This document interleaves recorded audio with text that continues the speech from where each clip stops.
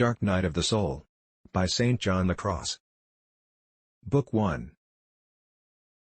Chapter 14, an explanation of the last verse of the first stanza. 1.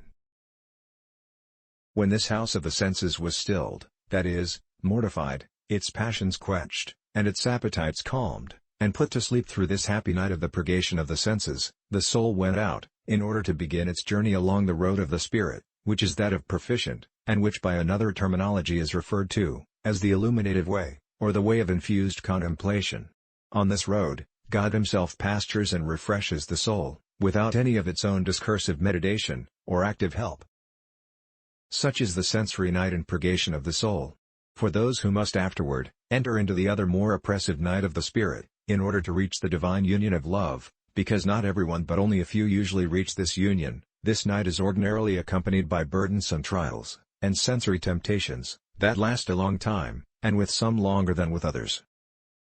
An angel of Satan, 2 Corinthians 12:7, which is the spirit of fornication, is given to some, to buffet their senses with strong and abominable temptations, and afflict their spirit with foul thoughts, and very vivid images, which sometimes is a pain, worse than death for them.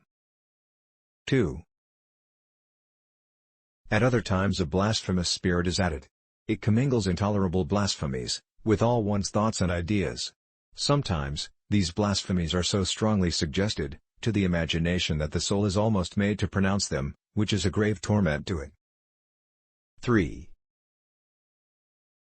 Sometimes another loathsome spirit, which Isaiah calls spiritus vertiginis, Isaiah 19:14, is sent to these souls, not for their downfall but to try them. This spirit so darkens the senses that such souls are filled with 1,000 scruples and perplexities, so intricate that such persons can never be content with anything, nor can their judgment receive the support of any counsel or idea. This is one of the most burdensome goads and horrors of this night, very similar to what occurs in the spiritual night. 4. God generally sends these storms and trials in this sensory night and purgation to those whom He will afterward put in the other night, although not all pass on to it, so that thus chastised and buffeted, the senses and faculties may gradually be exercised, prepared, and inured for the union with wisdom that will be granted there.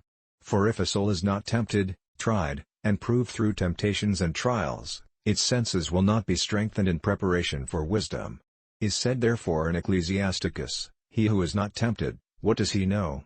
And he who is not tried, what are the things he knows?" Jeremiah gives good testimony of this truth, "You have chastised me, Lord, and I was instructed," Jeremiah 31:18. And the most fitting kind of chastisement for entering into wisdom consists of the interior trials we mentioned, since they most efficaciously purge the senses of all the satisfaction and consolation the soul was attached to, through natural weakness. By these trials it is truly humbled, in preparation for its coming exaltation. 5.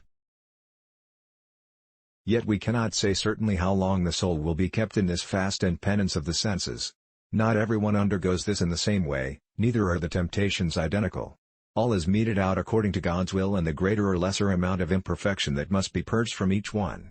In the measure of the degree of love, to which God wishes to raise a soul, He humbles it with greater or less intensity, or for a longer or shorter period of time. Those who have more considerable capacity and strength for suffering, God purges more intensely and quickly. But those who are very weak He keeps in this night for a long time. Their purgation is less intense, and their temptations abated, and He frequently refreshes their senses to keep them from backsliding. They arrive at the purity of perfection late in life. And some of them never reach it entirely, for they are never wholly in the night or wholly out of it. Although they do not advance, God exercises them for short periods and on certain days, in those temptations and irritaties, to preserve them in humility and self-knowledge, and at other times and seasons He comes to their aid, with consolation, lest through loss of courage they return to their search for worldly consolation.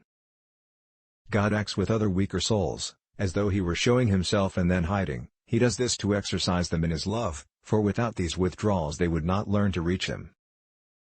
6. Yet, as is evident through experience, souls who will pass on to so happy and lofty a state, as is the union of love, must usually remain in these aridities and temptations for a long while, no matter how quickly God leads them. It is time to begin our treatise on the second night. Next video, Chapter 15.